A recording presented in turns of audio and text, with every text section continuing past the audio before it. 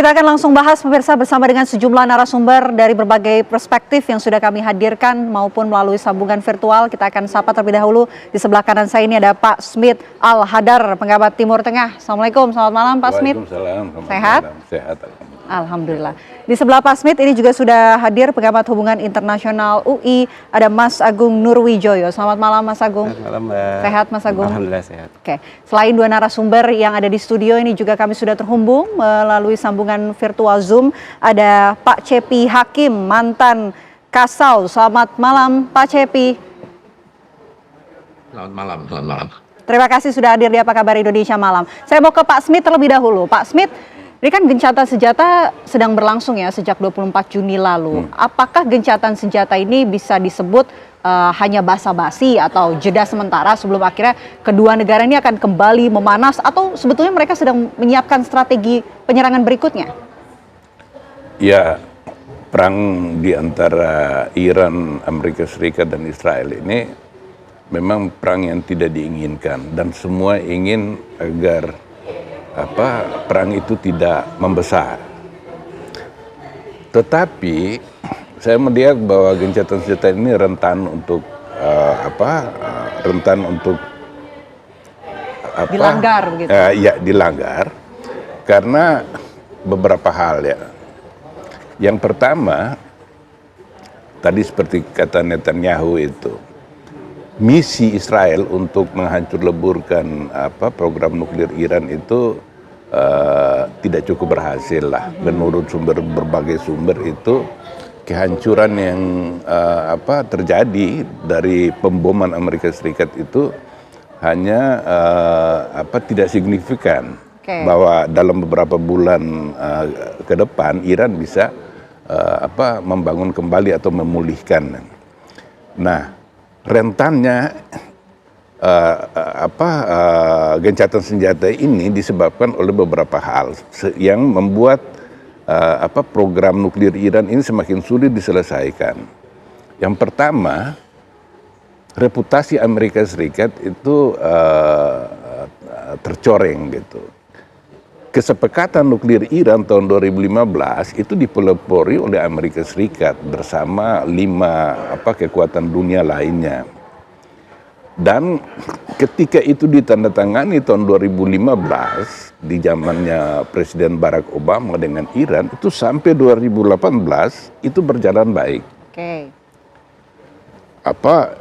Iran patuh pada pengayaan uranium sekitar 3,67% kadarnya, dan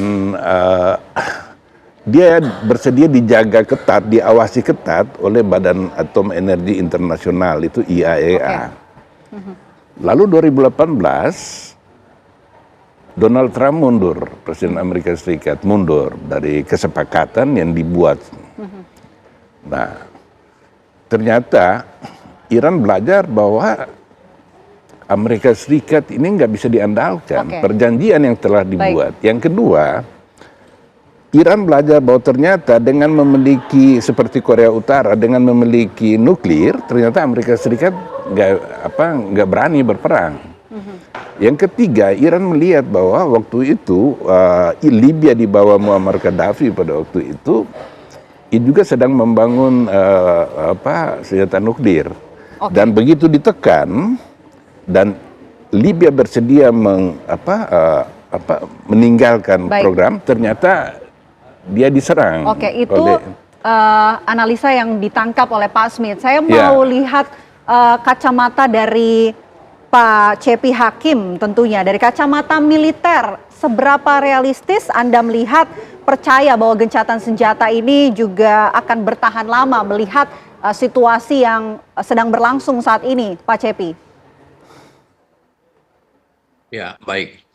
Setidaknya ada dua hal yang harus menjadi pertimbangan kita ya dalam berhadapan dengan perkembangan terakhir gencatan senjata. Konflik Iran-Israel itu sudah berlangsung lama ya, sejak tahun 79 atau 1980. Sebuah konflik yang sudah puluhan tahun berlangsung itu tidak mungkin bisa diselesaikan dalam waktu yang singkat. Ya, itu yang pertama. Yang kedua, ceasefire atau gencatan senjata yang terjadi belakangan ini itu tidak tercantum dalam dasar kesepakatan bersama atau kesepakatan sebuah organisasi internasional, dalam hal ini PBB atau POKI atau apapun ya. Sehingga dasar dari gencatan senjata ini ringkih ya, rawan. Berikutnya, dengan posisi yang seperti itu, apabila toh gencatan senjata ini resmi, ya, ditandatangani dan sebagainya, kedua belah pihak dan sebagainya, ada masalah lagi, yaitu bagaimana peran para pengawas gencatan senjata, ya. Dulu kalau perang-perang dulu itu bisa ditangani oleh namanya Peacekeeping Force dari United Nations Organization, ya, dari PBB. Karena secara fisik itu memang memungkinkan. Tetapi perang sekarang ini perang sistem melawan sistem dan tidak terlihat. Kemudian bagaimana format peacekeeping force apabila benar-benar gencatan senjata ini bisa tertuang dalam satu deklarasi bersama di bawah koordinasi Perserikatan Bangsa-Bangsa.